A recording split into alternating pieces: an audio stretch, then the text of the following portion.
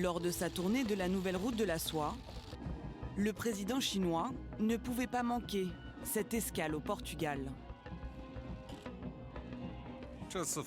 Ma visite a été un grand succès.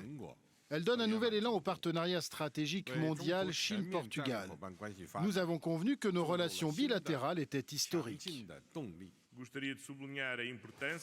Je voudrais souligner l'importance du rôle stratégique du Portugal dans l'articulation des nouvelles routes de la soie avec l'ensemble des connexions entre l'Europe et l'Asie.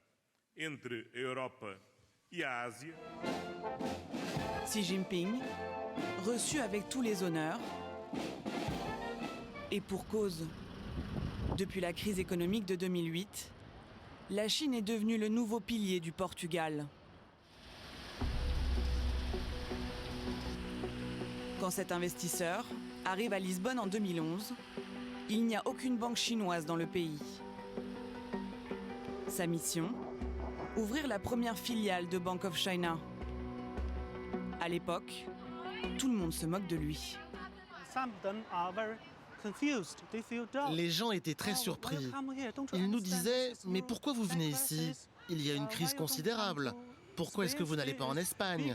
C'est un plus grand pays que le Portugal. » À cette époque, une partie des banques d'investissement voulaient quitter le Portugal alors que nos banques chinoises attendaient de pouvoir rentrer sur le marché portugais.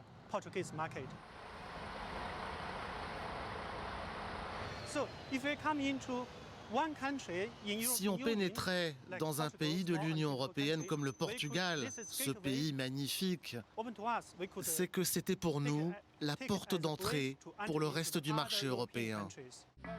EDP, l'EDF portugais, sera le cheval de Troie chinois en Europe. Là, c'était l'ancien siège social d'EDP à l'époque. La Chine devient le principal actionnaire de la plus grande entreprise du pays.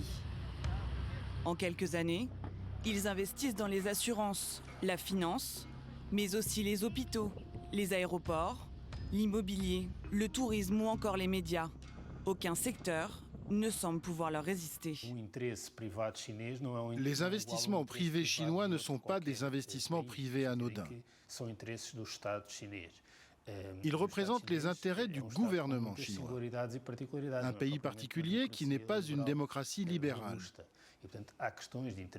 Les investissements chinois dans des secteurs stratégiques comme l'énergie, l'électricité ou encore le système financier représentent une menace pour la souveraineté portugaise. La Chine s'attaque désormais aux télécommunications portugaises.